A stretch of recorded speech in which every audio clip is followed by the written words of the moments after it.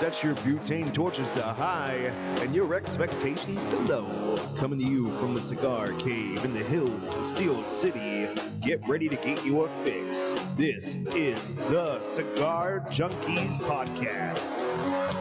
Welcome to the Cigar Junkies Podcast, the cigar show for the community by the community. A forum that talks stogies, booze, food, and anything else in the cigar lifestyle. If you're looking for ratings, negativity, or an authority on all things cigars, you came to the wrong place. Whether you like what you hear or not, please join the conversation and let us know by finding us at the Cigar Junkies Facebook group or contacting us at thecigarjunkies@gmail.com. What's up, junkies? Fucking awesome, dude. Fucking nailed it. Nailed it. I knew you would be. Hey, what's up, guys? This is the Cigar Junkies coming to you from the Cigar Cave once again, because we've got we got some issues going on this weekend with scheduling, and we're not quite ready to start regularly doing production in our new home at Just the Tip Cigars. But I am fortunate to be joined by my good buddy Brendan Sibbett, who is what's your title? GM. He is the general manager of Smoke Cigar Shop and Lounge in Bridgeville, owned by the beautiful and wonderful Stephanie and Casey Bonacontro, who have been very generous and cool to join us on the show before. So thanks for coming and hanging out with us. Thanks for having me, man. In addition to that, we are joined in the live chat by the one and only, I'm going to look at my notes because I don't want to mispronounce the name here. So I am going to say Gerard Abajian, which I spelled out phonetically on my notes instead of instead of reading it off of there, just so that I don't insult you personally. Did better than I would have done. That's it. So yeah, man, like let's get right into it. Normal start of the show. I asked Sam. He asked me, how's your week been, man? Has it been good? Good. Bad? Very good week. Crazy? Always. Never can complain. Anything exciting happen in the shop this week? No. Anything new coming you're excited about? Anything like that? Should be getting some show stuff in. Bunch of new Oscar stuff. 2012 Sumatra. Interested to try. The 10th anniversary leaf. I think it's a Criollo. Yeah. I think we talked about that last week. Was in the show notes. That's not on this one, I don't think. Oscar, Connecticut. Another very good cigar, probably. That guy can do no wrong. I sent a couple of those down to my dad. I think he's going to be smoking one of them tonight. What's up, Ryan Seneca? Just in case we need any emergency medical attention. Not sponsored by any hair product. That's correct. Lots of scalp, lots of dome on this episode. It's nice to be able to relax in the company of my own people and not feel constantly jealous of the beautiful hair surrounding me. So we appreciate that. So yeah, been a little bit of a chaotic week. I've been on midnight shift all week. Freaking work till 7 a.m. this morning. Come home, got to bed about 8. Get up at 1:30 so I could sleep tonight. Of course, tomorrow morning, me and yourself are both driving out to the Barn Smoker event, which we'll talk about in a little bit more detail later on. But it's been good, man. It's been actually last night was slow. Last night was slow, man. We've been having a few issues over at the mill, but specifically last night, it's just like the day before Christmas kind of deal. Yeah. Just the anticipation makes the time go so much slower. Oh yeah. So not exactly a great time, but because we got Gerard with us right now, I'm going to go ahead and jump in and talk about what we're smoking this week. So let's find out. It's time for the Cigar of the Week, brought to you by Just the Tip Cigars. Are you looking for the best selection of boutique cigars? Do you want the tried and true legacy brands that are synonymous with the cigar lifestyle? Do you want luxurious cutters, lighters, and other accessories? Do you want to relax in the most comfortable cigar lounge in the burg? Then you want Just the Tip Cigars. Conveniently located in the Bavarian Village Shopping Center in South Park, Pennsylvania, Just the Tip Cigars has been tailor-built to your smoking needs. Whether you visit in person or on the web at justthetipcigars.com. When it comes to cigars, Just the Tip is the whole package. This is going to be an interesting show because I don't have any like legit junkies here to interrupt me every time I have to read something. So we might be able to actually get through this shit pretty smoothly. The cigar of the week is the Jake Wyatt Lithium. This is the 5x50 Robusto, and the wrapper is a Habano with a binder and filler from the Dominican. Actually, as far as I know, this is Dominican Puro. But coming into the industry, via his father's retail store. Gerard Abajian partnered with his close friend Neil Garcia to start Jake Wyatt from the ground up, named for his two sons. 2 decades into the company, and they've gone from a small hut in the Dominican to a 20,000 square foot facility. But the passion of tobacco continues to be the driving force behind the company, and they make great products. So, like I said, a little bit of a rough light on this, but I'm going to attribute that to the possibility that it might have been a little close to the humidification, maybe a little bit. Usually we try to dry stuff out on. Actually, we don't have to try. Usually we inadvertently end up drying cigars a little bit before we smoke them here, and it's humid as fucking Pittsburgh right now. Yeah, well, I was at a 4th of July party last week, and I mean every cigar I lit up, it after about 10 minutes out from my humidor lighting it up, it was just burn issues. I happened to be at that party as well. Yeah, it was everything. I don't mention it specifically because I don't know if it's something that should or shouldn't be publicized. So we'll just wait and find out later on if that's something that we should talk about or not. But awesome time. But dude, the humidity holding down the smoke on the fireworks. That was the most incredible fireworks show you ever seen, and the wind was moving the wrong way. It was just a huge cloud in front of him. But can I tell you what, dude? I thought it was cooler. Yeah. Because it looked like old, colorized World War II videos. Oh, yeah. With all that smoke and the explosions coming in behind and stuff. It was freaking amazing. Still a great time. The rain ended up subsiding, and turned out to be a great night. So it was my second time going, and this time I was fortunate to be able to bring my family with me. And dude, I was watching my wife's face during the fireworks because, personally, I used to do that stuff here until I found out that somebody outdid me by so much that I was completely demoralized and said, I can't do this anymore because you can't measure up. But just watching my face, the face of my wife while she was watching was incredible. Yeah. Also, the lack of anxiety about having to worry about burning our house down was probably beneficial too, because that's come up as an issue once or twice. Yeah, man, dude, one of the things I appreciate about the Jake Wyatt stuff is they get fancy with a lot of the stuff. Like they have a lot of those artisanal things that have kind of become popular. The wraps are beautiful. It's a work of art. I don't know if I don't want to credit the wrong person, but the first company I could think of that did it substantially was LFD. They did the 10 count Solomons that were all different designs. There was Punisher skulls on some of them and stuff. Footballs. Yeah, dude, it was real pretty. And I remember just thinking I couldn't buy that box because I never want to smoke any of those cigars. So since then, there's a lot of companies that have done it. DBL does it really well. But the thing I like about Jake Wyatt stuff is when they do it, it looks so natural. It's not a contrast. You know what I mean? Yeah. Usually you see it with a light wrapper and a really dark leaf highlighting or Candelas or whatever. But there's something about the Jake Wyatt stuff that, Kiki Momo does it as well. But it just looks really natural and authentic and high end. Yeah, you have a light wrapper and then an even lighter barber pole, which is definitely they're good looking cigars. Dude, it tastes good too. Not just looks. My calves are sweating. That is not something that happens frequently here. We do have the exhaust fans and circulation fans off so as not to diminish the audio quality too bad. But definitely fighting the humidity in the room, if nothing else.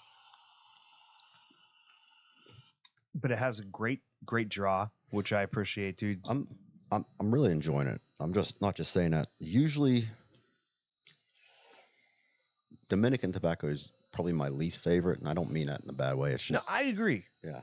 I'm a huge Nicaraguan, but what I like about this is, to me personally, I don't know if it's because I smoke stronger cigars a lot, but Dominican tends to taste flat to me a lot of times, but this is really complex. I mean, even got some pepper on the retrohale, which is really nice. It's a good salt. Draw's great, burns good. It's really good. I agree, and with the exception of a few companies out there, not to name drop LFD again already in the episode, but for the most part, I think of Dominican tobacco as milder. And maybe medium at most. yeah, for Yeah. sure.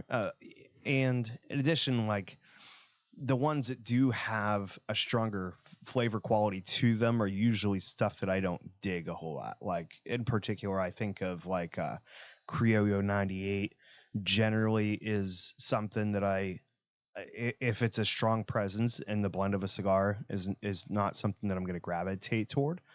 But so I've kind of discovered about myself recently.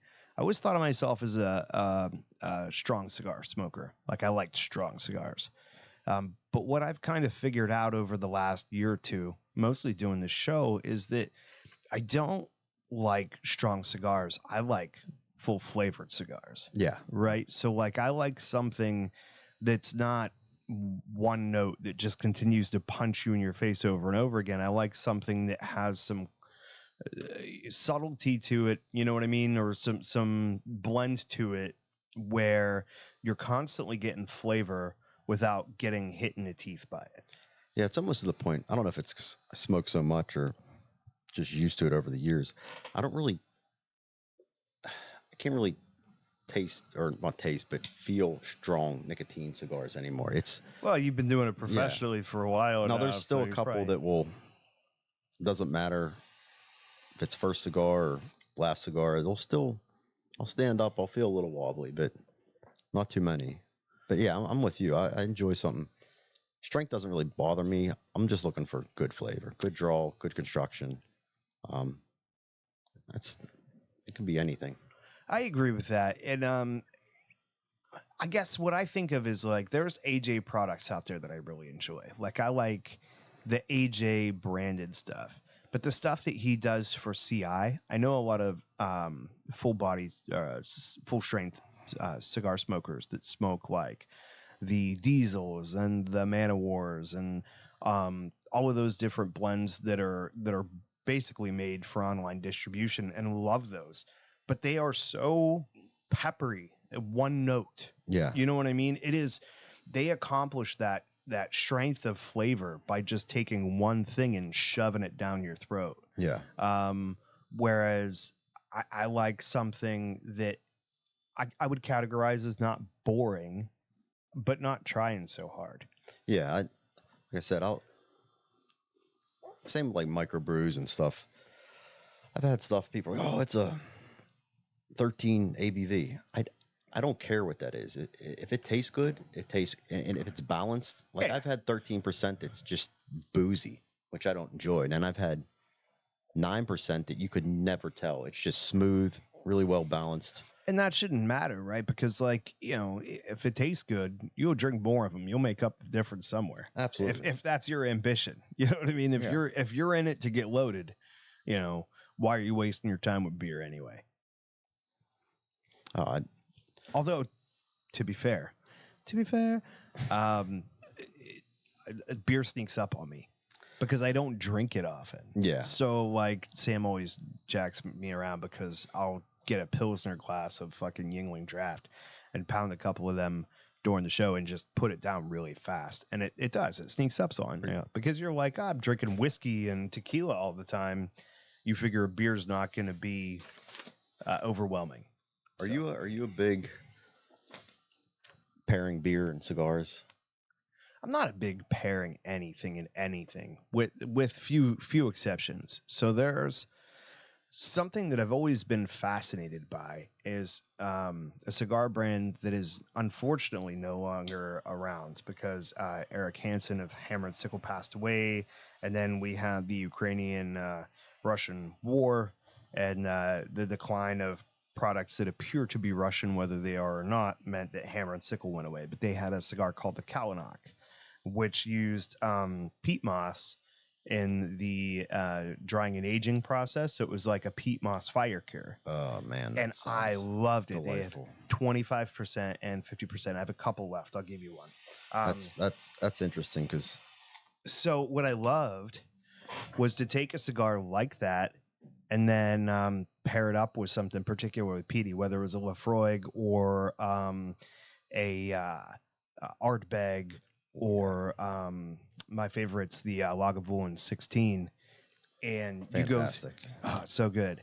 But what's cool is because of the fact that you have the similar flavor in the drink and in the cigar, they cross each other out and you kind of get some of those undertones. And it's really interesting to experience the cigar with and without a peated scotch, because you're like, oh, you're literally just taking away all of the peat from it, and now you can taste what's underneath. And that's like a really cool experience, I think. It's funny you said it about the peat. So I tried bourbons. I like bourbon, but I started getting into scotches, and I remember I was down Burnham one night and I grabbed an Ardbeg 10. And, Yep. And I'm like sniffing it. What's that smell? It smells interesting. And I tasted it. I'm like, oh, what's that taste? Because I never understood when people were saying, oh, that's peaty. And I was talking to Jim in the humidor, and he's like, oh, that's one of the peatiest scotches. I'm like, oh, that's what I'm like. I love that flavor. It's an acquired taste. A lot of people just don't like it, or The first time I had it, I hated it. And I was trying to acquire the taste for scotch because I already loved cigars. I already loved like other old man shit. Like my friends would come over and be like, hey, you want to play video games? I'm like, let's smoke a cigar and play chess. yeah. And so it was like I wanted to add scotch to it, like feel that little bit of class, you know what I mean? Yeah. Like that I will never actually obtain. And so me and the wife went to the cigar bar in the Meadows Casino in Washington many years ago. And I was like, hey, man, give me a scotch that you think is very approachable or whatever. He's like, all right, cool. And I don't know to this day what it is. I'm assuming it was Lafroig 10 because it was strong, whatever it was. And I didn't even get it in my mouth. Like I stuck the tip of my tongue into the scotch like this much. I was like, oof, can't do it, man. I put the glass down. I offered it to my wife. My wife couldn't drink it either. It was terrible. So it took me a while to like warm up to it. But now, dude, I love peated scotches. Yeah, it almost ruined it because it's hard for me to go with scotches that aren't so-called peaty. I can't hold this paper. You sure can. Do not ever apply for a job as a clipboard. No, you would do poorly. I would.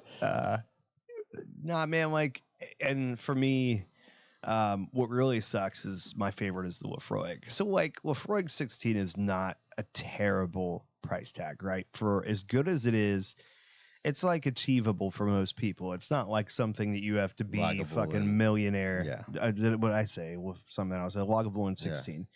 Yeah. It's not a scotch where you have to be a fucking attorney or a fucking doctor to have it in your liquor cabinet. You know what I mean? Yeah, it's just not. Try this. Oh, it's $350 a bottle. Right. If you're lucky. Yeah. But like it's still a heftier price tag compared to most. You're over 100. So most people aren't drinking that casually on a Friday night in my social circle. But I like Ardbeg, I like Lafroig, I like Highland Park, I like really strong peated scotches. But the thing that's really nice about the Lagavulin is it's got that subdued scotch to it. It's almost like a 50%. Like they half measured it. And that's kind of like the same thing I'm talking about with cigars. Is like I like that punch and that kick and that but the easy finish, to the finish recognize. Is real nice on it. Yeah, you drink it and you're like, oh, this is peated. But then it also tastes like scotch too. You don't just taste that smoke. And that's what I really enjoy about it. So I wish it was a little more obtainable, but not obtainable, but like I wish it was inexpensive enough that I could drink that shit like every week. Oh yeah. So Gerard, owner of Jake Wyatt, jumps in the chat room and says that people often confuse full flavor and full strength, which is 100% on the nose. Full body is not full strength either. So like neither one of them is mutually exclusive. You can have either without the other. I think when people come in the shop trying to explain to them, like newbies, I always ask them, do you want something sweet or not sweet to begin with? And then from there I go, do you want mild, medium, or full body? Because if you try to tell them, hey, there's a difference between full strength and full body, and you know what I mean, it just totally confuses them. But yeah, I've had some mild cigars that are flavor bombs, and they're not strong nicotine wise at all. So I'm that jackass in your humidor that's like talking to other people and like steering them around and answering questions and shit. And it's like, you work here? No, I'm just an enthusiast.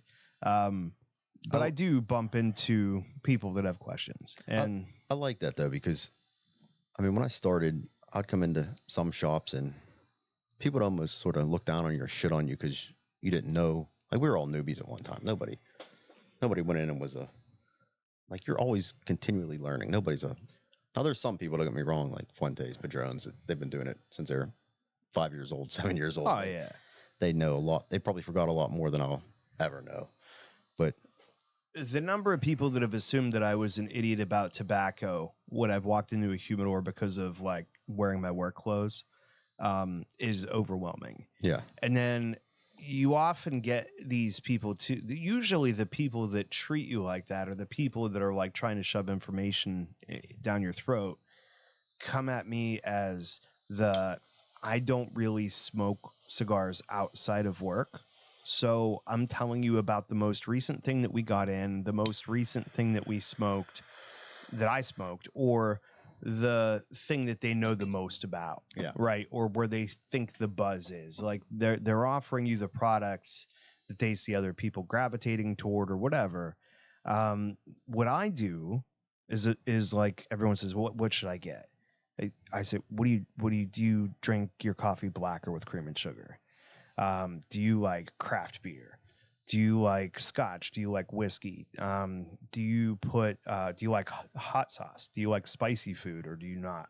And that generally gives me an idea of where they are, because there are people out there that if they've never smoked any cigars before, you can give them like an Oliva Series G is usually pretty easy to give to anybody. You're not usually going to be disappointed, but like there are people out there that it's like, oh no, man, I love hot ass wings. I drink only craft beer. I like strong scotch. I drink black coffee. Not only that, but I drink Death Wish coffee. You know, yeah, those are people where you have to recognize like, oh, if I give you a lighter cigar, you're probably going to be bored by it and you might never come back again. Or somebody that's a recent cigarette smoker or still currently a cigarette smoker. yeah. Because it's a different experience. You don't get the same thing out of it. So, And there's a good chance that they're not doing it intentionally, but they're probably going to inhale it instead of. oh, absolutely. And that'll wreck you. So again, other than the fact that I'm talking a lot and fighting the humidity, the construction on this cigar seems to be really good. I love the draw. The flavor profile is really nice. It's not in your face, but it's also not boring.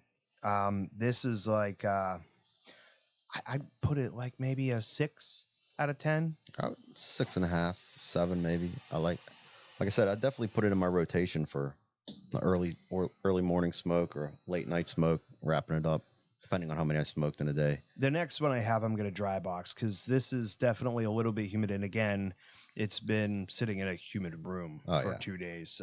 So I definitely got a little bit of squish to it, but this is nice, man. Yeah, it's definitely not any construction issues. It's definitely the weather. There's like just enough flavor to let you know that it's there, and to not get bored with it or focus on something else that you're doing. But it's also, man, like you could definitely, I feel like I could smoke this almost any time. I wouldn't smoke this this might be a hair strong for like a physical activity.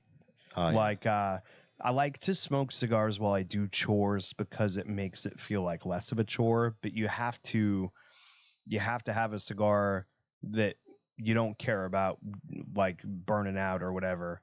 And also like something that if your hands are tied up and you're going to like take more puffs off of it than you normally would just because it's in your mouth and you can't put it down. Not going to rock you. It's not going to like put you on your ass. Yeah. This is like pretty good in that. Like it's just a tiny bit over top of that. Right.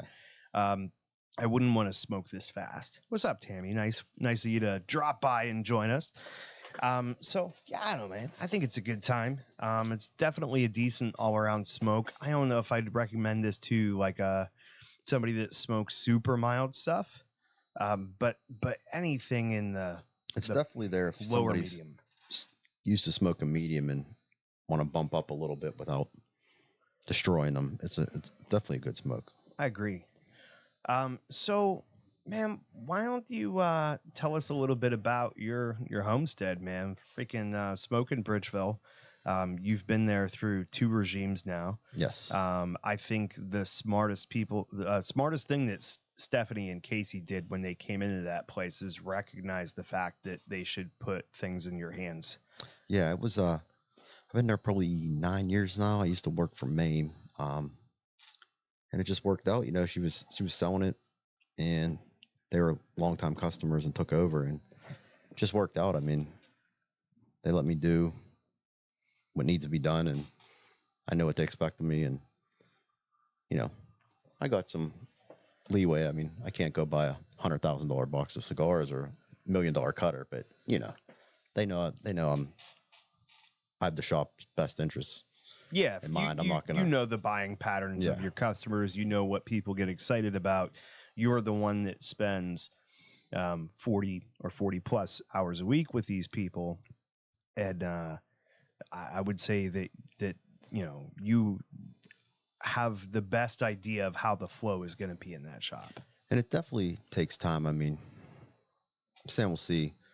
It'll be you know, every shop's different. You could have a shop right across the street that can't keep a certain brand of cigars in stock, and then we might not be able to give them away, and vice versa. It's just knowing your clientele, and you know, once you build relationships with them, and they tend to start taking your recommendations. I mean, I'm not batting 100%, but usually the stuff I recommend to customers they enjoy. I'm not going to recommend something that I know it's not up their alley. Now, sometimes I'll step outside the box a little bit because, you know, that's how you learn. I mean, there's stuff that I loved smoking when I first started, and I can't stand it now.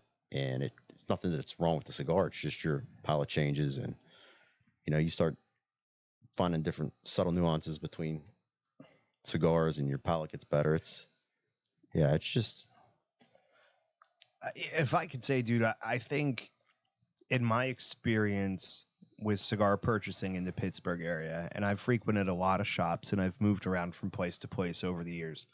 Um, I think you have a better connection with your customers than any other employee or salesperson at a cigar shop I've ever been with. Like I can tell that the way that you treat me in that shop is different than you might treat somebody else. Like I see people come in and you might not recognize who they are, or you might recognize that they're new, or you get up and you're on top of, hey, what's, you first of all, you say hello to everybody. You're good about like acknowledging people's presences, but at the same time you go, oh, like this guy's good. He's going to go do what he wants to do. If he needs something to let me know. And you go, oh, this person's a little bit different. Let me newer, whatever it is, and can recognize that and say, I'm going to give them a little bit more attention. But my experience with you is after we got to know each other is essentially you see me come in, you say hello, you say what's going on. And then I go over and do my thing.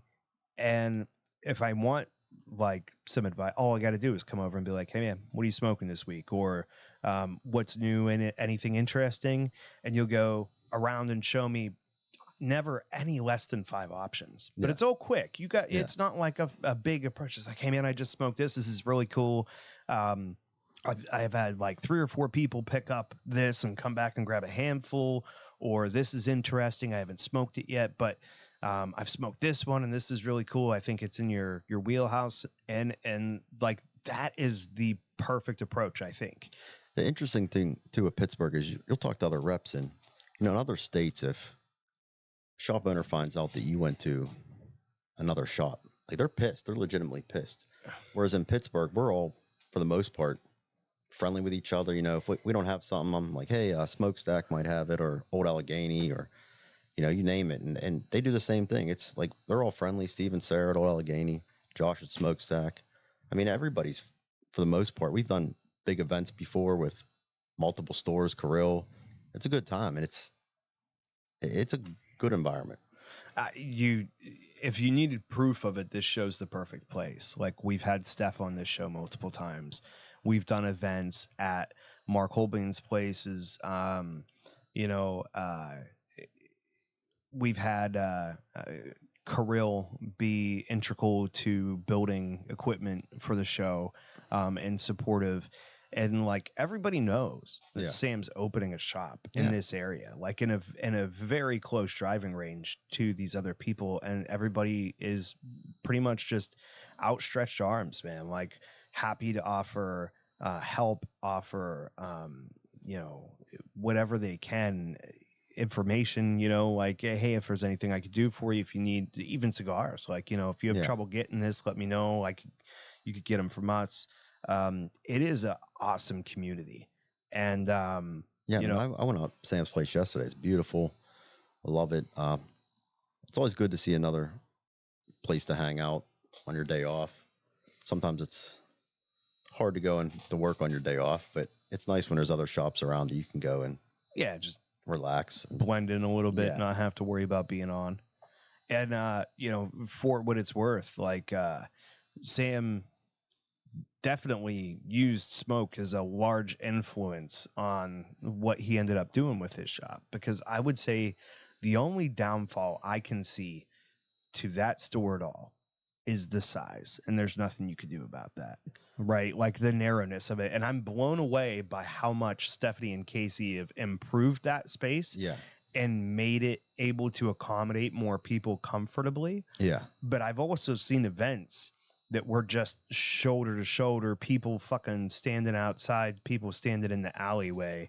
Like, I mean, they have a good vision of stuff. Like I remember when he came in, you know, I knew when he does stuff, he does it right. It's not half-assed or anything, which I appreciate. Uh, you know, even when they were unloading all the furniture, I'm like, where the hell is all this stuff going to go? And it just works. It definitely works. I mean, yeah, you could always, I think any shop can, no matter how big, always wishes they had more room. It's just yeah, the nature of the beast. But no, I mean, he definitely maximized every square inch of that place. Turned out great. absolutely. So are we talking about the other, the neighboring situation as it is? I honestly, Fair enough. yeah, I don't know We'll about- tiptoe because yeah. just in case. yeah, because people are coming to me saying stuff. I'm like, look, I don't know. It's Yeah. they employ me to take care of smoke, and that's I've heard some things, but I don't know if it's public knowledge or if it's in confidence, so I'm going to hold Yeah, I off don't- on it myself. Before I get into the cigar news, I do want to take a moment to thank Brendan and everybody else in the Junkies, PCC, PACC community that made the trek out for Sam's first week at Just a Tip Cigars. I spoke with him a little bit this afternoon about it, and he is. I could feel like the relief and excitement in his voice at Oh, yeah. how well business is going. Yeah. And there's going to be ebbs and flows to it for sure. But the support from everybody out there has been incredible. So from Just a Tip Cigars, from the Cigar Junkies podcast, from Sam and from me, thank you everybody that's made his opening so successful, and please continue to support him. It's a big, like, there's a lot of me that looks and goes, man, I wish I could do that. And I told him right from the Oh, beginning, yeah. like, I'm living vicariously through Yeah. you. yeah, Like it's- you're doing my dream. So like when he asked me for input, I'm like, you know, Yeah. like it's like I Yeah. get a taste a little bit of it. But at the same time, man, like there's a couple of things there that are not as great as you think they are. First of all, one of your favorite hobbies now becomes work. Oh, yeah. Which means that it's never going to be the same as it was before you crossed that threshold. But more importantly, because of the fact that Sam has a family and is not independently wealthy, opening a business venture like this means committing all of your time for it.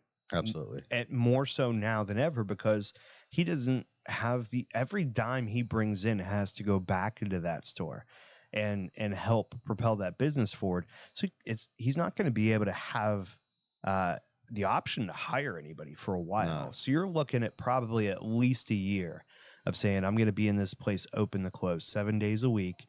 I'm going to basically get to see my kids for an hour a day if I'm lucky. And that's going to be it. Yeah.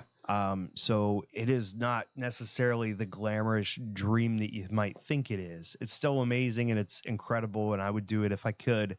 But just remember, this is a local guy, a veteran, and a guy with a family that is just putting everything he can into the American dream right now. And so thank you everybody that supported him. Yes. So with that, I'm going to go ahead and jump into the news. It's time for the cigar news, brought to you by Tom's Penworks. As a cigar smoker, you appreciate luxury. And as a premium cigar smoker, you appreciate handmade craftsmanship. And as a customer of Tom's Penworks, you'll appreciate the selection of custom-made, limited production items that you can show off to your friends. From handmade pens, pencils, bottle openers, cigar cases, and now custom rings, Tom will create something special for you or your loved one. Find him on the web at etsy.com/shop/Tom's Penworks. And as always, you can find the link in the description for this episode. All right, so the first thing that I want to cover is that Sam has been nominated for Just the Tip Cigars for Best Cigar Shop in the Pittsburgh City paper. So for anybody out there that's watching this live, you can see it in the comments. It's the beginning of the comments is the link that I posted that you can go in and vote for Sam. There's numerous categories in there. I'm sure Smoke is a top contender in there as well. But we have friends like Kirill with Puffs and Stuffs and Jernigan's, and then our buddy Bill Coyne with the Blind Fox. You could vote for your favorite cigar bar. There's a lot of options in there. Jump in there and support your local tobacconists. Let's get into it. I'm going to start this off with the PCA report. That's how I'm going to call it instead of saying the PCA trade show for every single one of these things. We're just going to group them together. So starting off the list, Forge Cigar Company announced the 12th installment of the Alec Bradley Fine and Rare series, the Fine and Rare BCN 143. Very imaginative name. Fine and Rare is an annual release, and each release incorporates 10 tobaccos, which is a staggering amount, I think. Featuring 4 different Criollo 98 and 3 Corojo fillers, a total of 2,500 10-count boxes have been produced for this year's line. Wildfire Cigar Company introduced a new regular production line of cigars called Arteos. Launched by Jeremy McDonald, best known for his tenure at Caldwell Cigar Company, every time I'm going to struggle with this, Arteos translates to the bear god and is produced at Joya de Nicaragua. It consists of a Nicaraguan Habano Oscuro wrapper over Indonesian binder and all Nicaraguan fillers. The cigars are being launched in 3 sizes. Perdomo Cigar unveils the long-awaited Perdomo 30th anniversary. Keeping with the Perdomo tradition of its core lines, the Perdomo 30th anniversary is offered in Connecticut, sun-grown, and Maduro options, and each is available in 5 box-pressed sizes. The Perdomo 30th anniversary box press Connecticut features a 15-year-old bourbon barrel-aged Ecuadorian Connecticut wrapper over Nicaraguan binder and fillers. Room 101 Cigars will release an anniversary cigar this year. The cigar is the Room 101 14th anniversary. And as with previous installments, the cigar is being produced by AJ Fernandez and is a Nicaraguan Puro, where all tobaccos are sourced from farms of AJ Fernandez. Comes in one size, a 6x52 Toro, and cigars are presented in 20-count boxes. Padron Cigars introduced a pair of cigars that are made exclusively for retailers who were at the PCA trade shows. The Padron Black PB97. All these things sound like new rust preventative or nut breaker. Following the formula used for many Padron series, the Padron Black PB97 will be available in a natural and Maduro format. The 97 represents what would have been the 97th birthday of the late Jose Orlando Padron and will be available in a torpedo size. CLE Cigar Company introduced the Asylum Cool Brew. This is the second Asylum brand to feature what the company calls aromatic flavors via exotic tobaccos. Kind of seems like a particular way of avoiding a word that might trigger the FDA. But who knows? I'll have to smoke one. The first was recently announced, Asylum 867. The Cool Brew will be available in 4 sizes, a 50 by, I hate when you do this, 5 by 50, a 6 by 54, and a 6 by 60. And a 7x70, each presented in 25-count boxes. The PCA trade show and convention is heading back to New Orleans in 2025 for the first time in a decade. The show dates will be April 11th through 14th, 2025 at the Ernest N. Morial Convention Center. 2024 show will take place at the Las Vegas Convention Center in the spring. So anything on there particularly stand out to you, or anything from the PCA trade show coming your way that you're all excited to try? Room 101. Yeah. I'm a big AJ fan, so anything he see that. does is usually pretty solid. And I'm definitely a Padron whore, so and I've liked, anything they do is solid. Definitely looking forward to trying that. We did order the cold brew, so I'm not usually a big flavored guy, but I'll give it a try. I don't know if that's what we're calling it or not yet. I'm Yeah. assuming that's the disguised term for it, Yeah. which I get. Let's see. Seth Jones says he just finished a Joel Sherman 75th. It's a Connecticut and so full of flavors. Got 2.5 hours out of that cigar. Not bad for 9 years. That's pretty impressive. The fact that it has flavor left in it is also great, because aging is one of those things that you got to be careful with. It can make a cigar great, but you can also kind of, take a little bit of the sparkle out. That's interesting to me. I mean, 9 years isn't bad, but I always wonder when you see people online smoking Monte Cristo number 2 from 1975. I'm like, a big part of my obsession with this hobby and my education in it has been the fact that I was a Cigar Authority listener for basically a decade. And you're talking about a guy that's been in business since 1985. yeah, And has kept boxes of nearly everything since then. And typically what you find is that everything has a date yeah, where it peaks and starts to top off. absolutely. So there's only so much you can mellow out a cigar before there's nothing left of it. Especially when it starts as a mild cigar from the get-go. So it's like you may want to hold on to those memories forever. We've talked about this before. If you are trying to preserve a cigar as it is and try to keep them for as long as possible, the best thing that you could do is do a 60% humidity and 60 degrees, because that's going to kind of halt the fermentation, the extra fermentation process that it's going through. Advanced aging 70 and 70, and alternate 1 month humidified and 2 months unhumidified, I believe, is the way that you want to do that. Dry box them and let those cigars breathe.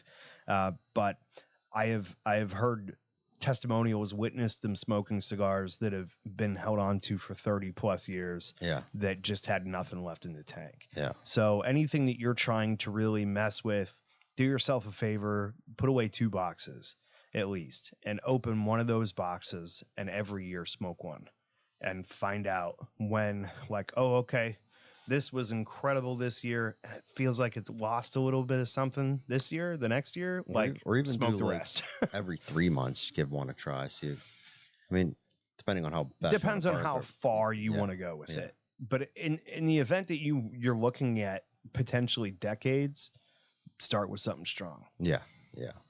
Absolutely. So let's talk about the topic that is at hand. And I think most exciting for me, I don't know about you, probably both of us. We are both attending the Drew Estate Barn Smoker tomorrow, the Pennsylvania version, obviously. They are doing 3 of them this year, Pennsylvania, Connecticut, and Florida.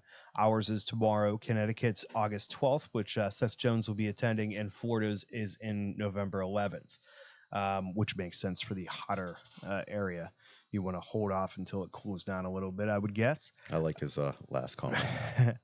As long as Sam Hoffman stops pairing the cigars with Chalky Moo, I'll be a lot happier. Jesus Christ. Well, when in Rome, you drink what the 5-year-olds drink. Yes. I would imagine is probably a big part of that habit for him. Have you done the Barn Smoker before? Believe it or not, I have not. Okay, so that's really exciting. It's kind of disappointing because I was hoping to get a little bit of insight from you.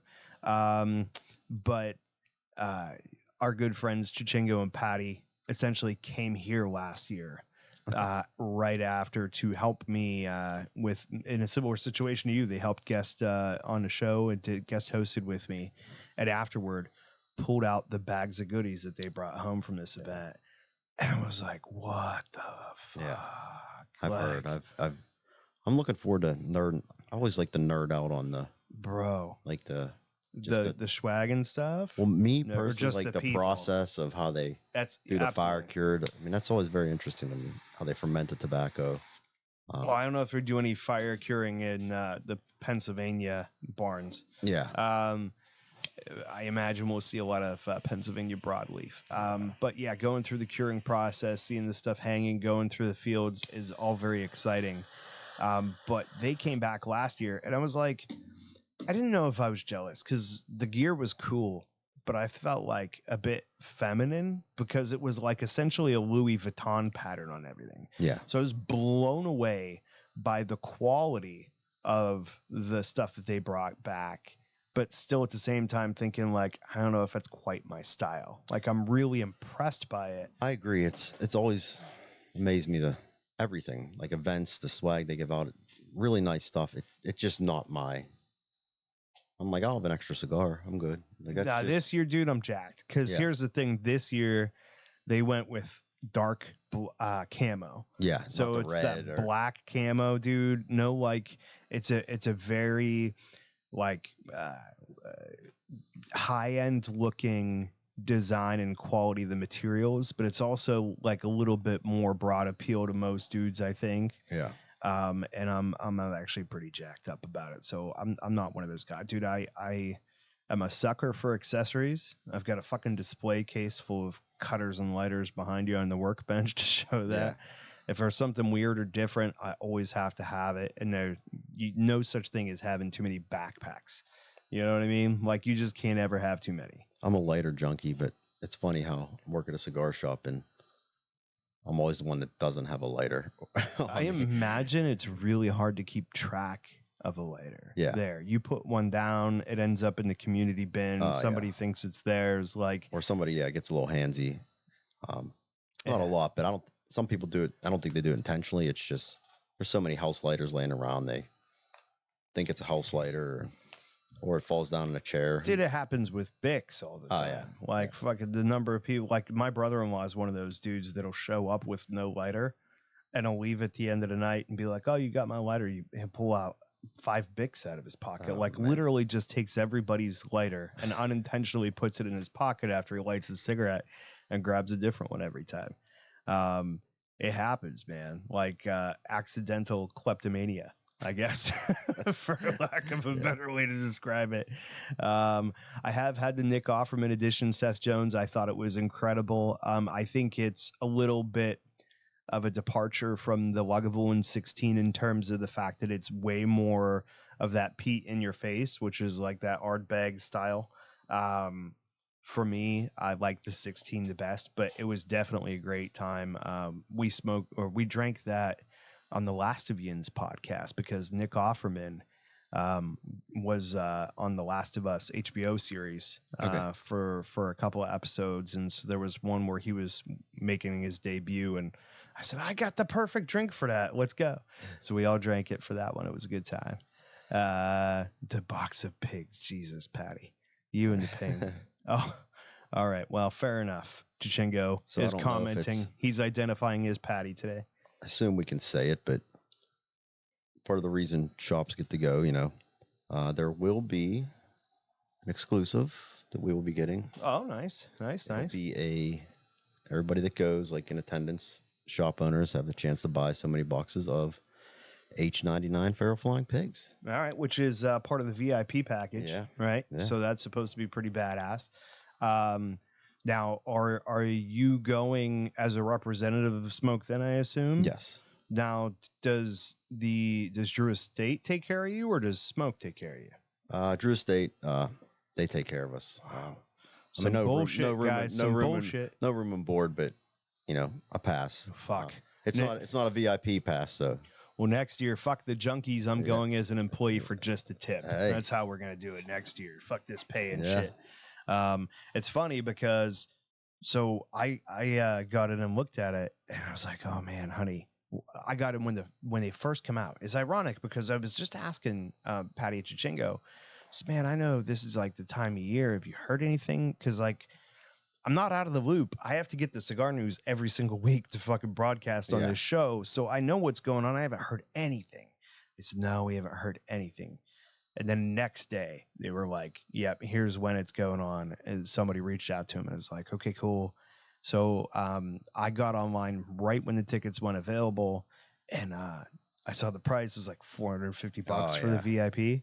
And I showed my wife, and she's like, ugh, I can't do that. And the only tickets available were VIP. She was like, I would do it for less. You do get in earlier, correct? With the Yeah. So for the VIP ticket, the difference is that you get to enter at noon instead of 2:00, and you get a box of the Flying Pigs, the H99s. Wow. And I mean, lunch that's is almost worth it provided right there. And then in addition, they also provide you mystery swag items, which I don't know what it is, but Do they have food? it's supposed to be for pretty badass. the regular. So the for non-VIP entrance, you get to go in at 2:00, and dinner is provided. So it's an all-you-can-eat barbecue dinner.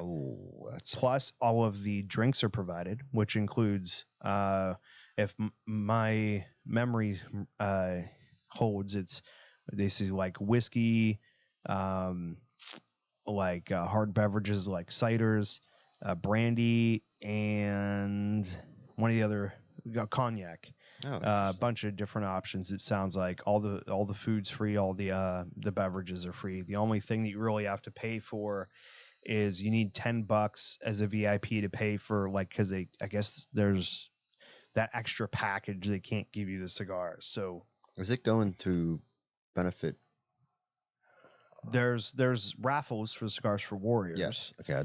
So that was the other thing I'm getting to. So you pay $10 at the door, or when you go in, you have to give them $10 cash to get your box of cigars.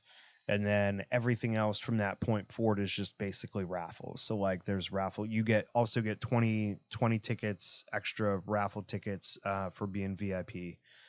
So definitely a great deal. But for my wife, a non-cigar smoker, it was like, man, I ain't doing $450. You can go by yourself. Yeah. I'm like, fuck, the only ones available are the VIP. Well, guess what? The pre-sale, like when they first went up, they didn't put the regular ones up yet. So like I got my tickets, there was like 100 left. Or I don't even remember. I don't remember how many they put up, but there was not many left. It didn't seem like they were going fast. I got mine. Jason got his when there was like 30 left. I'm like, bro, these things are going to be out any minute. How many did they sell total? Maybe 200 at the most, but I think 100 VIP tickets is kind of what's coming to my head.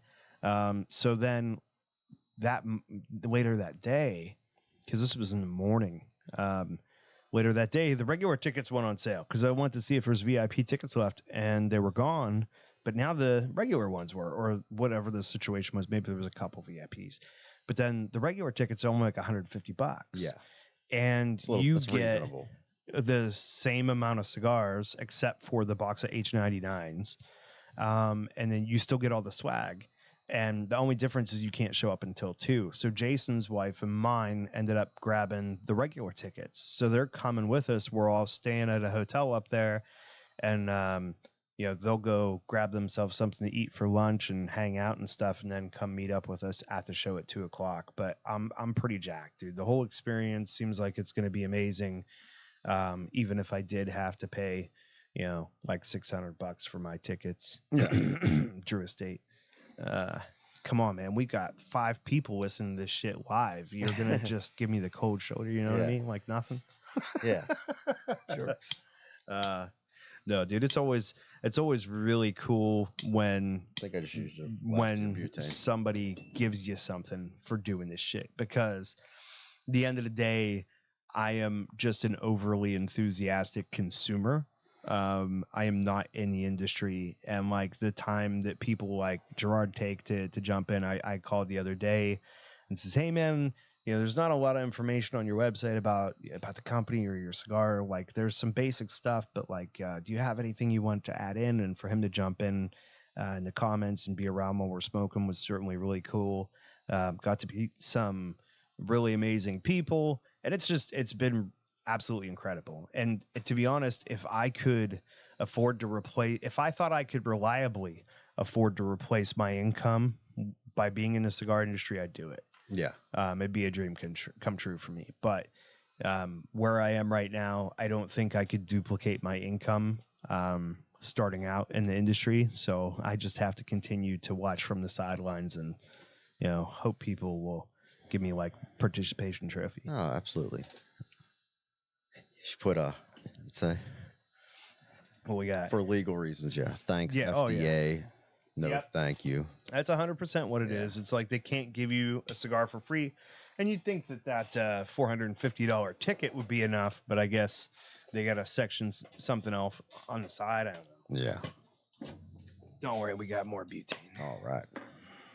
Can never have enough butane, or enough lighters or enough cutters. It's actually disturbing how often I'll come looking for a cutter and can't find one. Oh, yeah. And then, like 1 week, I'll clean out my truck and like all the dirty jeans in my bedroom and shit. And then I've got this little guy here. His name is Smokey Joe. So this is just my like everyday inexpensive cutters and lighters. Hey, you know And what then though? Some of there's a million of them. some of them $10, $15 lighters I've had forever. They're super reliable. Bro, I use Vertigo lighters more than anything else. I agree. I have buku expensive lighters. I have a DuPont. It's nice, but it's finicky. Terrified yeah. of fucking losing it. Oh yeah. Yeah. Especially when people are like, "Can I borrow that?" You're like, if you stay right there. I'm gonna need a deposit. Give me your car keys. You gotta sign a waiver. Yeah.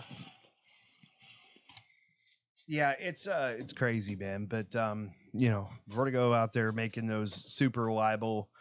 But dude, like their $6 cutters are incredible too. You get a cutter for $5.99 and you're good. Doug talking shit again. That's what he does, man. That's what he's here for. But you know what? Doug can say whatever he wants to say. Great. But guy. there's something else that speaks for itself, and that's the fact that he's still here. Absolutely. And he is regularly. And we love having him here because Absolutely. without Sam and Jason, somebody's got to fucking put me in my place every once in a while and fucking make sure that self-esteem don't start building. You know what I mean? That shit gets dangerous. You got to keep you grounded. That's right. As close to the ground as I already am, somebody's got to keep my head from getting too big. So thanks, Dougie. Maybe could have used a little bit more of that on your kid, though. Just saying. Where's he at? Ev? Let's see. Today's the 15th. It was good seeing him at the 4th of July party. I haven't seen him in a while. I tell you what, let's find out where Evan's at by diving into the cigar news segment. Oh, yeah. You're going to have to wait till number 2, though. Saturday, July 15th, at 2 to 6 p.m., first responders only event at Just a Tip Cigars. Calling all first responders, join us for an exclusive event at Just a Tip, where we honor the brave men and women who tirelessly serve our communities. This is your chance to unwind, relax, and connect with fellow first responders in a welcoming and supportive environment. Enjoy the camaraderie and share your experiences while indulging in the finest selection of premium cigars, featuring Los Kaidos cigars and special guest Veronica Scanlon of Christoph. I'm sorry, actually, I think Veronica had a bail. I think there was a little bit of chaos that ensued after PCA, and her schedule just got a little out of hand. So I think it might be somebody else. So where Evan is tonight, I don't know. I actually misspoke. I know where he'll be tomorrow, though. Saturday, July 15th, it's Smokin' Blues and Meat at Off the Rails Barbecue in Verona. If you want some of the best food that the city has to offer, and you definitely want the best blues the city has to offer, then Off the Rails Barbecue is the place for you. Thursday, July 20th at Superior Smoke Shop in Natrona. Come celebrate the 13th anniversary of Superior with a special anniversary kickoff event with Asylum and CLE Cigars. Nook will bring the best cigars Honduras has to offer, along with great deals and swag, and Superior will have the biggest deals of the year. Great food and a great time will be had by all who attend. Friday, July 28th and 29th at Nelson Maguastos. the Aladino Cigar event with Justo Aroa and Tremac Shipley. Friday at Irwin and Saturday at Greensburg. Come join Nelson and Aladino crew to celebrate the launch of their Aladino Lounge exclusive. But that's not all. Deals on all JRE products and their biggest raffle ever. I will be attempting to make it out for the event on the 30th so I could visit my buddy Trey Mack and the always wonderful Justo Aroa and see if I can piss everybody off by winning the raffle again this year. Saturday, September the 9th at Leaning House Fine Cigars, an acoustic evening with the Strum Junkies. That's right, we got bumped. The show will no longer be on August 26th. No. So if you want the opportunity to come hear me bang on an instrument and torture cats, that is a possibility for you. August the 9th, Dave essentially had another performer who was offered a gig that he couldn't refuse and had to switch dates. So they took my spot, which is fine. I don't think I was in too big of a hurry anyway. More practice, the better off I'm going to be. Prices again, $5 for regular tomatoes, $10 for rotten tomatoes, and $20 for a half dozen of eggs. Bring your own poncho. So that's going to be interesting to say the least. I've never played a gig before. Seth says, do you remember when Justo said he could kick his brother's ass? It's happened a time or two. Wow. We brought it up on the show. I don't know. So as a non-listener, you don't realize. So the first cigar celebrity we ever had on the show was Justo last year at the event. And so essentially I asked him and he avoided the question, and I pushed and pushed and pushed. Who would win in a fight between you and Christian? And finally, at the end of the show, he reluctantly said, I guess you have to give it to the older brother, so I guess it would be me. And I'm like, you heard it here. Fucking Justo said he'll kick Christian's ass. Bring it, Christian. He says you're a baby, blah, blah, blah. And actually, that is the reason that when we have a brand owner or manufacturer or anything like that on the show, the one question we ask every single time, who would you fight in the cigar industry? Oh, wow. And we've had some really fun answers. I think Steve Saka said that he would pick Rocky Patel. Wow. Who'd Mickey Peg pick? Dude, there are so many good answers. But essentially what I need is a sponsorship with enough monetary value that we could start producing a replica of the old TV show Celebrity Deathmatch, but we're going to call it Cigar Celebrity Deathmatch with the claymation and shit. Called Dana White. Let's get on top of that shit. But yeah, man, it's actually me and Sam have an idea right now to start a segment that's essentially we come up with on the show. So do you ever watch wrestling? Yes, every once in a while. Yeah, I used to watch a ton when I was younger. You know Mankind? Yes. You know Mr. Sacco? Yes. So imagine Steve Sacco versus Saki Patel. That's great. We're gonna do it up. We're gonna dude. I'm gonna take it way overboard, man. There's gonna be a plywood ring and shit with 2 holes underneath, people crouched under, just doing this crazy ass shit. That's good. But yeah, man, I think it'd be fun. It's always a fun conversation. Then Sam turned it around on me and says, "Who would it be for you?" And so I picked Omar DeFrias because I just picked the largest possible person I could think of, giant.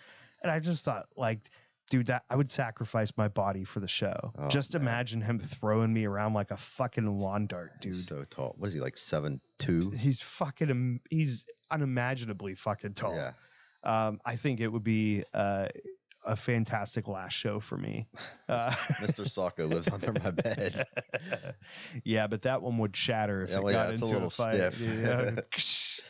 Fucking nasty shit, dude. It's like breaking up meth rocks, crystals. That's gross. Oh my God. But yeah, man, I don't know. I imagine there's some tension between Justo and Christian sometimes, but I bet Brotherly brotherly love. Yeah, dude. I could definitely imagine those guys being like, And here's the thing, it'll give us so much extra space in our room to do activities. That's great. Just he'll being like, no, Yeah. I'm not letting you build bunk beds. Yeah. You know what I mean? Fucking good times and shit. I'll bump that fucking volume up a little I bit. never met Christian. I missed him. He came to town one time, and I wasn't around, or I don't know if I was on vacation, but love to meet him. I met Usto, great guy. Trey's a great guy. We love Trey, dude. Yeah. Trey is just like highlight clip the Oh, whole time he's absolutely. on this show because he just leans into it, embraces the cigar junkie lifestyle. It just says one stupid thing after fucking another. Yeah. And it's glorious. Justo is so nice, but he's also very diplomatic and careful and tiptoes when he talks. You know what I mean? Yeah. Like he's just, it's a very smart way of life. But Christian is way more entertaining to listen to because Christian's a little more no holds barred. Yeah. I can appreciate that. Appreciate both. Yeah, man. Like fucking, if you're listening to this show, you definitely appreciate that too, because you know we will just say whatever the fuck is on our head and deal with the consequences later, which I often do. Oh yeah. So we'll let you know how the lawsuits are going later on. Is there an HR department? We're trying to get them all organized so that we could just minimize the court appearances and just get everybody to sue us at once. You got an attorney on retainer? Well, you know, I've got a retainer, but it's like 20 years old. I don't think it's worth a whole lot anymore. Can I pay in cigars? Yeah, you can. I don't have any. That's my problem, bro. The number of empty humidors in this house is staggering. It's funny. I'm probably the only cigar smoker that does not have a humidor at my house. Well, you roll in and just start grabbing what you want. I keep man. my stuff in the shop, or believe it or not, I have my humidor over my friend's house because I smoke over there a lot. So it's like, just keep it over there. That's fair. My problem is that I'll just smoke whatever I got. You know, if I buy twice as many cigars this month as I normally do, I'll smoke them all. Yeah. Like I will just keep going back and be like, oh man, like I got 500 in there. Yeah, shit, dude, I still got 250 left. And then, you know, a couple weeks later, I'm like, where the fuck all my cigars go? Yeah. I know some people that they won't buy a box because they'll literally go through it in 2 or 3 days. You know how they say about dogs, like they don't know when to stop eating. Yeah. So like you I'm have the to same measure. way. I don't know when to stop eating. You have to measure their food. Like Yeah. I'm the same way with cigars, dude. Like I have to buy them, you know, like a couple weeks at a time because otherwise they're just gone. Yeah. I took a month vacation, or not a month. Jesus, I wish I had taken a month vacation. I took a week vacation to stain my deck earlier this year. Like it was fucking terrible. I would have rather have been at work.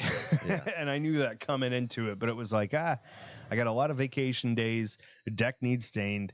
Let's fucking do this. I'm gonna knock it out. You ever, like I go on vacation once a year, you know, and I do not take cigars with me. And some people are like, how do you go to the beach and not take cigars? I'm like, I smoke the other 51 weeks out of the year. Like it's nice to have it's nice to have a little break. I mean, you're talking to the wrong guy. No, that shit would not happen for me. Actually, that week, so that 1 week, because I just fucking light one up and keep it in my mouth all the time, set one down, go light another one. I went through so you know I love the Aladino Vintage Selection Rothschild. yes. I smoked a box of Great those in cigar. a week. Yeah. Great cigar. 50 of them in a week. Yeah. Oh man. So that's a personal best for me. What's the most you've smoked in a day? In a day, I don't know. Never keep track. If I'm up at camp, I would say, you know, just hanging out up there, like on a Sunday at hunting camp where you can't hunt. You know what I mean? And like we're just hanging out. I'm probably 10 or 15. Oh wow. Yeah. I mean, I'm usually like 6, 7 max, and I mean, usually after 3 or 4, my palate's sort of blown out. I'm not really tasting anything. And you're a professional. You do it for a living. Try to be a professional, but no, yeah, I know some people that smoke 10, 11 a day consistently, and I don't know how they do it. It's good for business, but Right, said it because mine was 6 because every time I went to leave, just the tip, I got tricked into lighting another one. oh yeah. One more. Oh, I see. So that's you could use that 2 ways. I thought he was trying to leave just the tip of his cigar, but he was trying to leave the shop. Well, 13 was my most in one day. The next day was rough. I bet. Yeah, I would imagine I do that.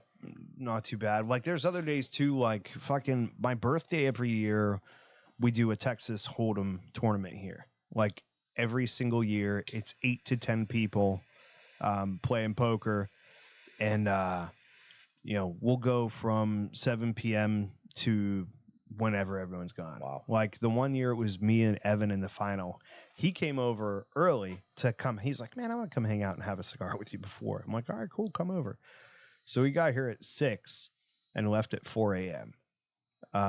We played poker until 3 or 3:30 in the morning. Me and him were the last two. And, so I probably smoke a lot then. But the thing is, though, like anytime I'm playing poker or having a big bonfire, I always buy an Aladino patent. Oh yeah, because get some time out of it. You're smoking a lot. Yeah. You know what I mean? You're going to be going for a couple hours. You may as well not have to cut and light in between. Absolutely. So I smoke one of those every single year for my birthday poker. So like that's 2 right there. Yeah. You know what I mean? Yeah. But I don't know if I could say that I'd ever beat Seth, but I've never really paid attention. But I tell you what, Seth, I will keep track tomorrow.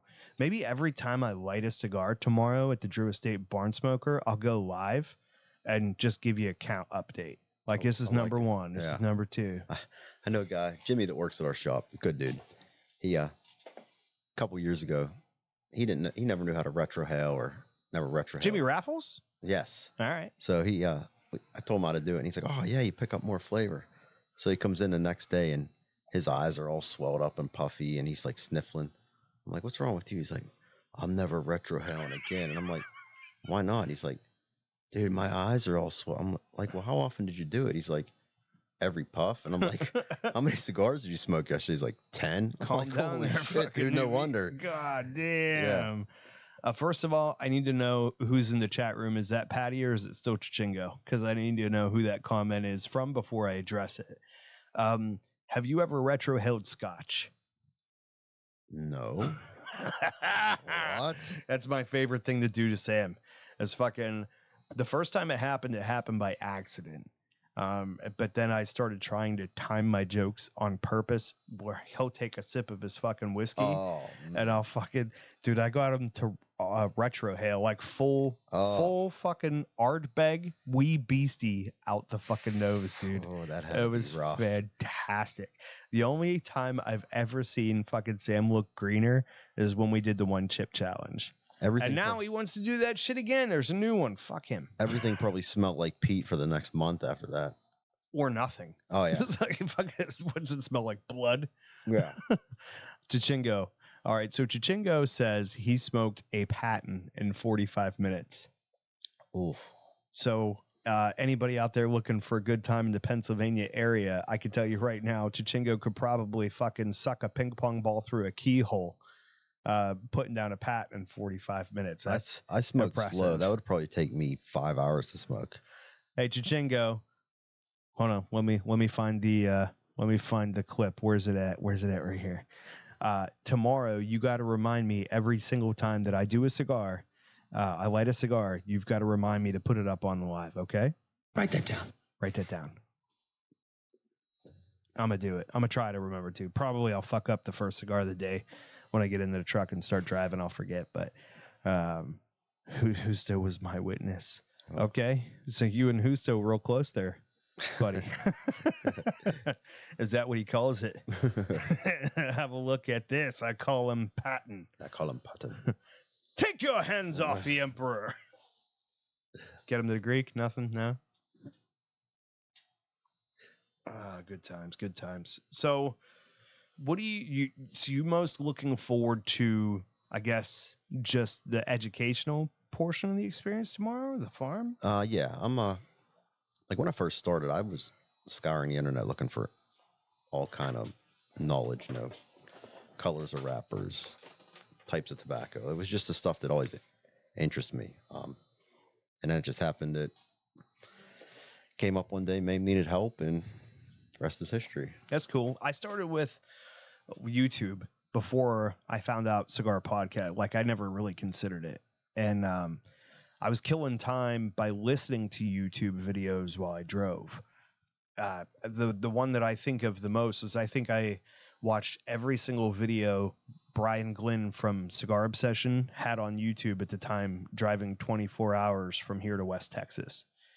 And then shortly after that, I discovered the Cigar Authority. So I get it, man. I remember like those early weeks just fucking wanting to consume every bit of information that I had. Yeah.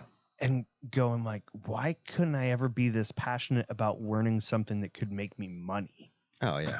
You know, like, why couldn't I have been like, yeah, heart surgery. I want to know everything about that, dude. Like, I could have fucking had some money, you know, I look or at that, I'm fucking like, electric cars. that takes X amount of years of school. I'm out. Right. Yeah. But cigars is like, fucking, it was easy. It was just like, dude, a hobby I that love turns this. into, yeah, it's a great environment to be around. All right, I'm not reading this until I read it. So, like, just as a warning, I have no idea what this says because I'm trying to just glance past it. So, the views of Seth Jones do not necessarily represent those of the Cigar Junkies podcast. He says, quote, "Hey, I'm just saying this now. No spoilers for the Barn Smoker. I have a month before I got to go." Okay, that wasn't. I was trying not to look because I didn't know how bad it was going to be. Is that for us? He's telling me on Facebook to watch it, what I'm showing.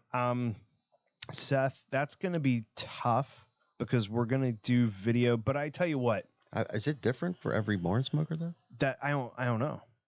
I mean, it's a different event, or I mean, Yeah. it's a different location. And so like theoretically, some of it may be different tobacco wise and stuff, but I don't know if all the events are the same or not. Like I said, I've never been to one. I just heard you get a lot of cigars. That's about the extent. Okay, Seth. I was going to say, I don't think I anticipate putting up a lot of live video of the event itself because, like, I have the DJI gimbal and wireless mics. So the game plan is that we are going to try to get as many interviews as we can with Jason acting as my field cameraman. So I'm going to like talk to some people, get some shots. We're going to definitely get a lot of content, but the idea was to bring it back and edit all that video together. Yes. And kind of like make a little montage and breakdown of how the event went. So I don't think you have to worry. Like, I know you're joking anyways, but even so, I don't think you'd have to worry about it too much because I think it'll just end up being one video and you'll be able to say, oh, okay, I'm going to scroll past this one. Have I met any of these people in here? I've known Doug, obviously. You know, Patty and Chichingo, you have to, dude. Fucking, they're the ones that always bring fucking, Seth. So Patricia King Maskowicz, they bring, you ever see somebody carrying around a fucking bunch of pigs that look like dog chew toys? He looks like a fucking grown-up 12-year-old Bobby from Bobby's World, or a real-life Peter Griffin. He's got fucking glasses and shit. Dude, they've been around. They came to they were like there for the live show. When we came and did our first live show ever at Smoke, Okay. there were 3 people in the audience. Okay, Chichingo yes. and Patty were 2 of them. Absolutely. Yeah. I got you now. So and they get around to pretty much most of the events in the Pittsburgh area. Good. And they throw a lot of them too. And they are, again, just like me, they're consumers that are just fucking passionate about it. So they go out of pocket. They started something that I named Dave and Patty Productions. And they'll go out and they'll do like food events, or they do the St. Patrick's Day party every year at Natrona Heights, Superior. Okay. That's their party. They do retro video game nights all over the place at different places like Dirty Dog and Smokestack. I haven't been to Dirty Dog in years. I have never been there. Been there once. Smokestack either. You never been to Smokestack? They're just both a little bit out of my bubble. You should go Smokestack when they have one of their like crawfish boils, or it's a great time. You met Josh. I always try to. Oliva Josh? No, Josh, the owner. I don't know. I don't think so. great guy. I mean, everybody that works there is really good. Yeah, I mean, apart from the fact that my old job was incredibly time consuming, um, traveling, 3 hours a day, 7 days a week and working 12.5 hour shifts. I mean, I was tied up with that. And then ever since I've been out, I mean, I do have a wife and kids and the podcast and other stuff going on. That So married it life. makes it hard, man. Yeah. Also, too, I form relationships with a couple of different people, specifically Sam and Dave Puskovich of Leaning House.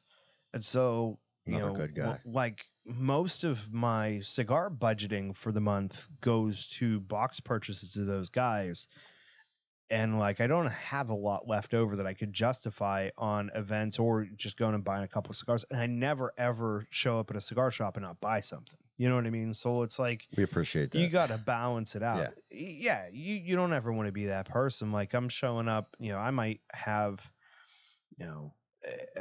50 cigars sitting here at the house or 100 cigars sitting here at the house. But if I go to watch a show at the Leaning House, like I'm going to buy 3 or 4 sticks from their humidor. I'm not going to show up to an event at your place without buying a few things. Like you got to take care of the people that take care of you. And if you like cigar shops and you like lounges, you better fucking buy shit every time you go in, or else, they're not going to be around for you next time. Some people don't understand that. They come in and, there's stuff we don't sell. Our regulars might, get some Cubans or stuff we just don't carry. That's fine. But I mean, sometimes you get people that want to come in nonstop and they have their own humidor. And yeah, that's bullshit. you say something to them and they're like, "What's a lounge?" I said, "I get that for customers. I mean, if you go to a restaurant, you don't take your own food and that's exactly. It's like you don't fucking roll into Eaton Park and fucking bring a filet mignon with you and go, "It's okay, I can't get this on your menu." Yeah, absolutely. It's like, no, I get you can't buy that fucking cigar there. Smoke it somewhere else. Get a membership to if you smoke it at home, and if you can't smoke it at home, get a membership to a private lounge where you could do that, like House of Peruse or Club Leaf and Bean. There's a lot of options out there for those types of things. And you have to understand, too, that particularly a cigar that you cannot get at that shop, if you sit down and you're smoking it, and what happens? What are the conversations at a cigar lounge? Guy looks over at you and wants to start talking. Hey, man, what are you smoking? And you go, "Oh, man, I'm smoking the fucking new Cohiba." "Oh, is it good?" "It's fucking incredible." "They have them in here?" "No, they don't have them. I got this one down the street at fucking OAS. Yeah. What the fuck? Yeah. You're hanging out in that business. Support that business. That's all there is to it. Yeah. And, I understand. And there are situations where perhaps, like, let's say I'm going to the Leaning House is a good example. I'm going to the Leaning House for the show to hang out with friends and watch the show. I'm paying an admission to go up on the deck to watch this band, right? I'm paying for that. Now, none of that money's going in Dave's pocket. It's all going to the band. Sometimes he ends up going into his own pocket to pay if you didn't get enough people to cover. Will I bring my own cigars? Occasionally. Most of the time, I got them from him anyhow. But even so, I'll make sure that it's something you could get from Dave. And I'm still buying 3 or 4. I'm just bringing extra because I'm probably going to smoke a lot of cigars that fucking night. You know what I mean? It's one of those situations, or you want to share or whatever, but you take care of your fucking people. Yeah. I mean, I've my choice from a lot of cigars, but I'll go to other shops and there's stuff that I buy there that I can get at our shop, but I'm at your establishment. I'm going to support you guys. It's just the way it works. And here's the thing, like, we have the best people in the world in this fucking community. Cigar smokers are some of the most generous, cool people in the world. And I am so grateful that this expression of my enthusiasm for this hobby has yielded me so many relationships with people that I honestly am eternally grateful for. Like, I couldn't imagine not having people in my life that I know now because of this shit. And you still see people out there that fucking do this. Come on, man. The thing I like about the community too is, people come in the shop and the more you get to know them, there's left, right, doctors, surgeons, attorneys, blue collar workers, but everybody's there for the same reason, and it's just none of that crap matters. It's just there to have a good time. No, and the conversations happen. But the cool thing is like we're all old and like wore out and fucking out of shape, most of us. So like you get into some spirited conversations maybe sometimes with people, but like never fucking an altercation. Yeah. You know what I mean? Like you can have disagreements that are fine. And like you come back in and you're going to disagree again the next day or whatever. When it comes to networking too in the shop, it's amazing. I mean, there's so many smart people that hang out there, and the knowledge they have is just almost overwhelming. Well, especially if you go during the daytime, because generally what you're going to find is somebody that was smart enough to find a way to make enough money and still like have their money come in while they're chilling and hanging out in a fucking cigar shop in the middle of the day, and the rest of us schmucks are fucking out there working. I love to pick their brains. You know, there's people come in that are 50 years old. Yeah, I sold my company for 135 million. Right? Like, and you never know. No, and they're good people, but it's just I love picking their brain because it's amazing that people that you'll bump into and the conversations are some of the best conversations I've had in my life were with a stranger. And I met some of my closest friends through cigars. And provocative conversations too, man. I'm like, not, oh, what you smoking? Is that fucking Connecticut? It's like shit that's provocative that makes you think. And like fucking you might walk in that location and come out with a different perspective about something you never thought you'd change your mind about. Or you might have a preconceived notion about a certain subject or a certain topic, and you talk to somebody and you walk out and you're like, damn, I never thought of it that way. Yeah, maybe I was looking at it wrong. Yeah. Seth Jones chimes in, says, Pittsburgh cigar scene is also amazing. I haven't been anywhere else that is like that. New England definitely isn't like that. I don't know if he's referring to the community or if he's referring to the bring your own cigars. We need a little more help on that one. He also says Rhode Island, which has the most lounges per capita in the USA, 32 in the smallest state, is cutthroat. Yeah, that might go back to what I was saying in the beginning about, hey, Corey, I found out you were at Leaning House. Yeah. What the fuck? Like, could be good for you. I'm like, oh, tell Dave I said hi. Like, for sure. That's the way. Yeah, dude. Like the community and seeing it through Sam's eyes specifically as a startup, there's a lot of people that could be threatened by the fact that there's another shop going to be in their bubble.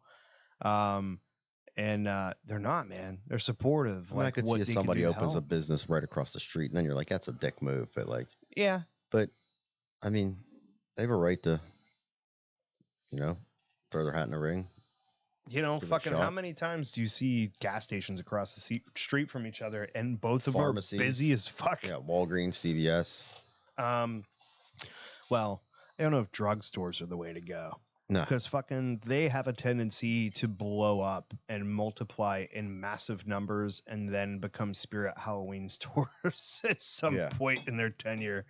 The giant Walgreens we had down the road is now a giant Dollar Tree, which my daughter could not be more excited about. She is ecstatic. Funny thing with Dollar Trees is I'll be out in the middle of nowhere. I mean, there's not a gas station around. All of a sudden, there's a Dollar Tree. I'm like, is it Dollar Tree or Dollar General? Dollar General. Dollar General is that one. I'm like, where you're like, okay, I'm gonna go in there, and this place is gonna look like post-apocalyptic. Yeah. Like all of the merchandise is gonna be like riddled through and mixed up. There's gonna be expired boxes stuff of shit in the aisles and on the floor, like stuff that never got stocked. There's gonna be one person working that looks like they haven't slept in 36 hours. 30% of the fluorescent lights aren't going to work. But it's like reliable, man. It's like, you go in there and you're like, oh shit, man. Looks like when they're scavenging a store at Walking Dead. Yeah, it's like waiting for a zombie to come out. Monsters are like $1.89 a piece. Is like fucking that's cheaper than the buy two deal at Sheets and stuff. You're it's like, oh, it expired in 2019. Tastes just good I'll to me. take it. It's still a savings. Yeah. It's like one of the few places that you could still get like CD Walkman. Just weird stuff, but like they're reliable. And in some places too, like you'll know when that parking lot's full and you're like, oh yeah, like I'm in the sticks or whatever. It's like there ain't no other locations around. There's nothing else to buy anything. Like we were up in Maine It's the only chain store I saw, dude, which was super fucking cool because we're by Acadia National Park, and you know everything's a little bit of a drive, but dude, everything closes at like 7 or 8 o'clock at night, and the craziest shit is there is zero chain anything. Like you could literally, we would drive for an hour to go to the more touristy part of the park because we were kind of on a secluded area with like our VRBO. So we'd drive an hour to go to the touristy part and stuff.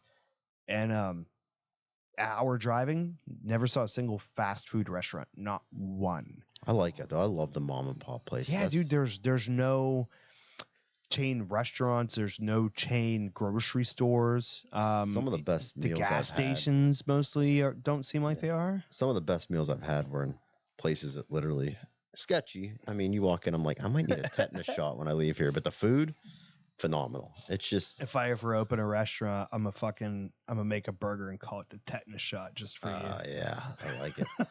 Sounds good. Or like the lipo or something. Fucking Noah's Ark, like 2 of every animal. Yeah. That's 2 eggs. That's something I've 2 piece of patty. I've asked a lot of waitresses that in the past, like walk into a restaurant, what can I get you? And I'm like, what's the thing you have with the most different kinds of animals in it? Oh yeah. Like I like a little variety. Let's mix it up, you know. A little sausage on a burger, a little bacon. That's right.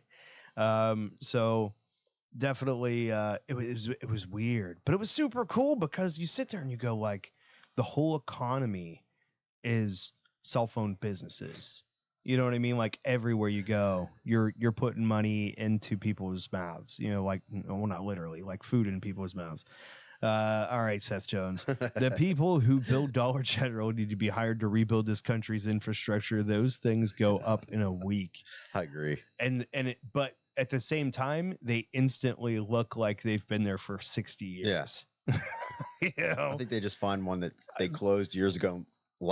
I would say whoever's doing the cement work. Yeah. Whoever's doing like the drop ceilings, the lighting fixtures and stuff. Maybe not so much the painters. Yeah. I don't know. Or they just pick up one old building and bring it, set it down. It's good to go. It was like the old McDonald's philosophy was like they were modular. Like they would just drive them down the highway and set them up and be good to go. Did you ever watch that? There's like a Netflix movie or something about the fucking. It's got Michael Keaton in it about the beginning of McDonald's. It's a fascinating movie. It's been a while though, right? It was on within the last couple of years. Is brand new on Netflix.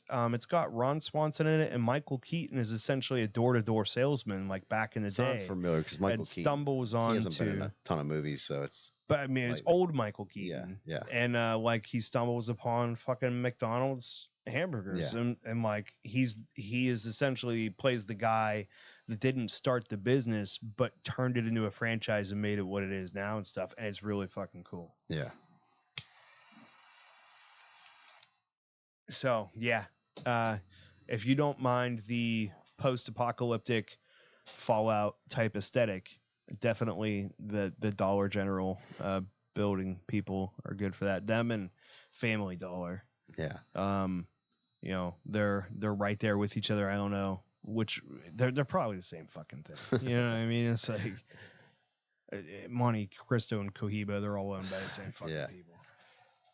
So what are your final thoughts on the cigars other than the humidity that we're still fucking fighting? It's a great cigar. I'm not going to put it on the cigar. I don't believe it's the cigar's fault. I think they were a little too close to the fucking humidity gun. Actually, I don't even know about all that. They're probably recent arrivals. I think they were just unpackaged. It is Pittsburgh right now is like swimming in air. Oh yeah. Yeah, it's been went 20 some days with no rain, then I feel like that's all it's done every day. Bro, how about that shit that whipped through here yesterday? Oh man. Fucking I was like waiting for the scene in Twister where you just see the cow go flying by. It's coming in waves too. The rain, it was insane. I was practicing with the other Strum Junkie in the garage yesterday, like right at the edge of the garage door. It was like we're just sitting there playing, and all of a sudden you just smell the wet pavement. Oh yeah. And then look out the door, and just everything's this way. All the trees are pointing straight that way. Fucking like everything's bent over. I'm like, oh, yeah, let's maybe close the door, keep the amplifiers dry and shit. So yeah, it was pretty wound up. Ryan, were you busy at Starlight? So Ryan is a first responder, an EMT. Him and his girlfriend Lindsay, and they work concert venues in the summertime. Oh, so nice. You if get you're to in see all the Pittsburgh, you bands. know Star Lake and shit. Who was there last night? I'm guessing. Well, I don't remember who was. I think it's Matchbox 20s tonight. Somebody else, but yeah, I imagine in that event you probably had a lot of responding to do. Oh yeah, Just fucking drunks flying all over the place, like all the meth heads just get lifted up into the air and start getting impaled into the fucking beer drinkers. It gets a little crazy out there. Oh shit. All right, let's get back to the note sheet, shall we? Let's talk about the new members for the Facebook group this week. Welcome to the group to James C., Eddie Pierce, Gary Knight, Dom DeMichelle, Bill Garrett, Laurice Robinson, Chris DeNatalie, Mike Schultz, and Mike Ray. And participation trophy of the week, of course, has to go to the golden scalped fellow next to me, Brendan Sibbett, for coming in and picking up the slack for fucking Sam and Jason. Those guys couldn't be here for your entertainment pleasure. So Brendan stepping up and, helping add in some more light to the room. Oh, Eric Church, Shania Twain. That's right, Shania Twain last night. That was probably crazy. Actually, fucking, I think a friend of mine who makes our t-shirts can get them at the galaxyboutique.com. Search Junkies, and Junkies will get you as the code at the end, free shipping on anything they have site wide. Lots of leggings and shit. Me and Sam were thinking about getting some Cigar Junkies leggings with like my face on one cheek and his face on the other. That's nice. Yeah, that's real nice. We're thinking about it. We're mocking up some designs and shit. But she, I think, was going to like all 4 concerts this week, like every day. A Wawa shirt. Yeah, the Sheets fans in the area not too fond of that, I think. But what are you gonna do? Post Maloney says was Wednesday, not the church. So fucking that was probably crazy too. I would imagine so. Interesting, if nothing else. I've been to a concert in a while. Dude, I'm too old. So last concert I went to was supposed to be Jane's Addiction and Smashing Pumpkins. Jane's Addiction canceled. Fucking cut wrist tour. And then I've seen the Pumpkins probably 4 times. So it's sad though. Like I just turned 40 this year, and we're up in the top, and we look down at the floor. And when you're younger, like everybody's moshing on the floor. Oh, yeah. They're all seats. Everybody's just sitting there. See, that'd be okay. That's what ruined me for concerts. Like I hadn't been to one because of my schedule for a long time, and yes, Pumpkins loves them. Then I started going to the Wayne House for their concerts on the deck. And I'm like, this is the shit, bro. Yeah. I'm like the youngest person here by a wide margin. Like I feel attractive and shit. Like I feel like I'm the young cute one everybody's looking at. Yeah. And like I don't have to get out of my seat the whole time. I drink whatever the fuck I brought with me. I smoke as many cigars as I fucking want to. The fucking band is closer than my garage door than we are right now. There's never more than like 25, 30 people because that's the maximum seating. And dude, it's so fucking cool. Seth, damn it, Seth. They're my favorite band ever. Fucking Seth says the Pumpkins are my least favorite band of all time. Billy Corgan got a little bit of the whiny thing going, but it's a love or hate. Still catchy though, for sure. Any other bald man that's not afraid to rock a kilt is okay with me. So Billy's all right in my book. But I remember like looking at the first time that we went together, I was in my office. I never want to go to any place else for a concert again. Yeah. Like this is how you do it. Like you go pay all this money to go fucking show up for good seats at a cool concert. And what do you end up doing? You have to stand the whole fucking time because there's somebody in front of you can't see anything. Start hurting or all locked out. And if you're really close, then fucking Ozzy pulls out a fucking fire hose and sprays you when it's fucking like 65 degrees and you freeze your balls off for the rest of the night and you resist the hypothermia. That's not for me, man. Like fucking in line to go to the bathroom, in line to get a fucking shitty beer for $25. Fuck all that. Yeah, it's Yeah. or you're too close to the mosh pit and some sweaty dude with no shirt like falls into you and you're like, ugh. It just like grabs your nuts for Yeah. something to hang on to. You're just soaking wet with his sweat. You're like, ugh. Yeah, it's not a great time, dude. I haven't done a lot of them in the last few years, and I'm not really in the fucking. I'm not excited to do any in the future here. Hey, other than the hanging out at the Leading House is where it's at for me, dude. It's fucking you got to go sometime. It's fucking cool. It's a very different experience. It's way more suited to. Been there a few times. Like, it's tough though. Sometimes it's not the closest. It's a little bit of a hike. So well, now September 9th, man. You've got enough warning. Yeah. Get Jimmy Raffles to cover. Jimmy Raffles. So what's up with that, man? Where that shit come? Is it they're just Raffles and he's the guy that's like Bible thumping him, or is he the guy that just loves raffles and he's like, we should raffle this? Like we've always done that. raffles, but he could sell water to Eskimo or whatever the saying is, because he's good. Yeah. He's good. I give him credit. He's a good dude. Yeah, man. yeah. He's good at that. But yeah, I mean, like that guy. Good, solid employees you guys got going over there, led by great owners. If you haven't been to Smoke over in Bridgeville and you're in the area, stop by. Definitely, in my opinion, the best stocked inventory and humidor in the Pittsburgh area. Great selection of accessories, very cool aesthetic in the lounge, and just wonderful people working there. So pop in, grab a cigar, tell them the junkie sent you, and you won't be disappointed. Again, thank you again to everybody that supported Just a Tip. Please continue to do that as well, because fucking we know that those 3 kids that Sam's raising are a lot brighter than he is, and he's going to have to pay for college somehow. So help the kid out. We don't want all those kids to end up grunts in the military. Let at least a couple of them go to college. You know what I mean? Help the guy out, but buy something. Even if you don't feel like smoking a $20 cigar that day, get one, man. Like, fucking, he needs it. Yeah. As always, you can find us on podcast platforms everywhere and on YouTube. We are live on the Facebook group every Friday at 6 p.m. for your viewing and commenting pleasure. Again, special thanks to Brendan for joining me and hanging out tonight in Sam and Jason's stead. Have a good night, guys. Thank you.